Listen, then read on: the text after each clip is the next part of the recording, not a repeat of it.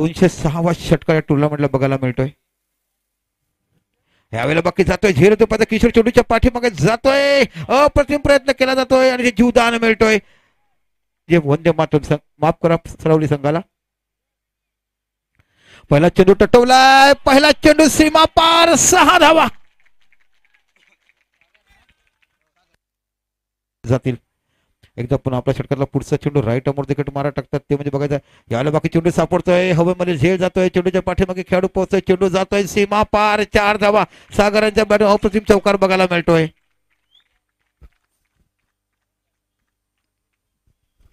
आणि धावसंख्या पोहोचते ती 11.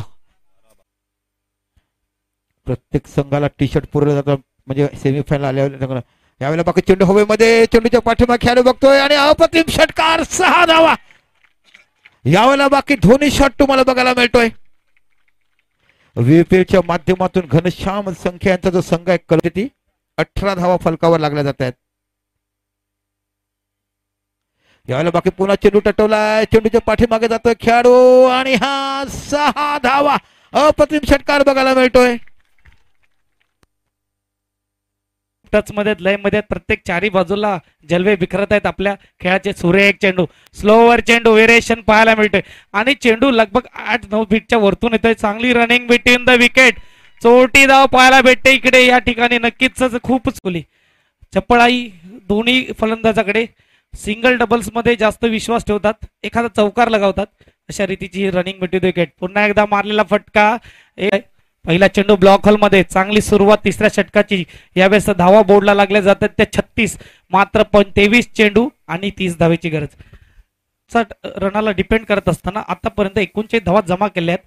25 धावेची गरज. सुंदर फटका. झेल होईल का? एक सरळ सोपा झेल सुटला जातोय. क्षेत्ररक्षकाकडून नाराजगी नक्कीच होणार. हा दुसरा झेल मात्र पाहतोय. यावेळेस नक्कीच मोठा सामना सेमीफायनल सामना. चांगला खोलवर टाकलेला चेंडू लॉंग ऑफ आहे. क्षेत्ररक्षण होईपर्यंत पुन्हा एकदा कारण की दीपेश आहेत नो स्ट्राईक एंडवर. नक्कीच एक रनिंग बिटवीन वर विश्वास ठेवणारा फलंदाज आहे. 2 धावा चटकन राहायला. चेंडू 13 धाव नवली संघाने आपल्या बाजूने आणला होता सामना. हालाकी प्रीतम बारी होता त्यामुळे मला तर वाटते तो सामना निलेश पाटील आपल्या बाजूला लावला.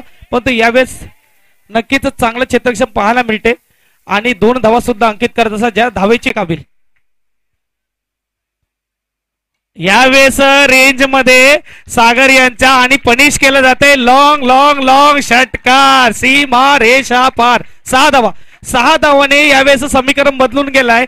13 आता मात्र सामावून घेत असताना सागर पुन्हा एकदा त्याच ठिकाणी लॉन्ग ऑफला बीट करत असताना मानो कोई भई नहीं है वहां पे लॉन्ग ऑफ है या नहीं है कोई फिक्र नहीं है. बल्ला चला तो 6 रन केले पर्यंत 58 तर 8 धावेची गरज आहे.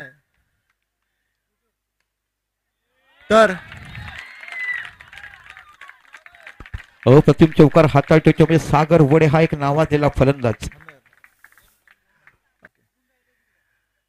क्षितिजाच्या नावाने जिल्हास्तरीय स्पर्धा चालू आहेत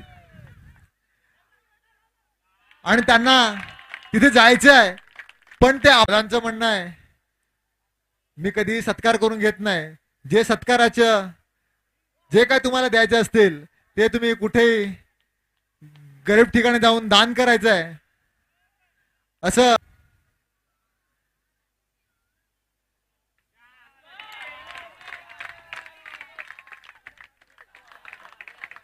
असाच उत्तुंग षटकार मारत राहा. अनिल बाणे चला थोडीशी घाई करा. अंधार होण्याच्या अगोदर मॅच संपायला पाहिजे. रिव्हर्स स्वीप चेंडू टटवलाय. जातो थर्डमॅनच्या दिशेने. चेंडूच्या पाठीमागे जातोय खेळ. चेंडू सीमा पार. अप्रतिम फलंदाजी करताना सागर वडे.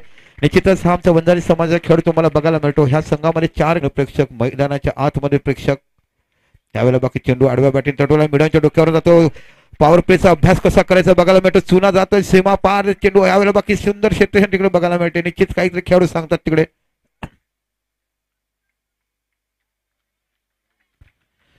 धावा फलकावर लागल्या जातात. 22 धावा फलकावर लागल्या जातात. आहा पुन्हा रिव्हर्स बघायला मिळतोय. त्याच्या बॅट मधनं 6 धावा. अप्रतिम फलंदाजी. What a tremendous effort. एक थोडंसं गीत होऊन द्या. ह्याच्यासाठी गीत झालं पाहिजे.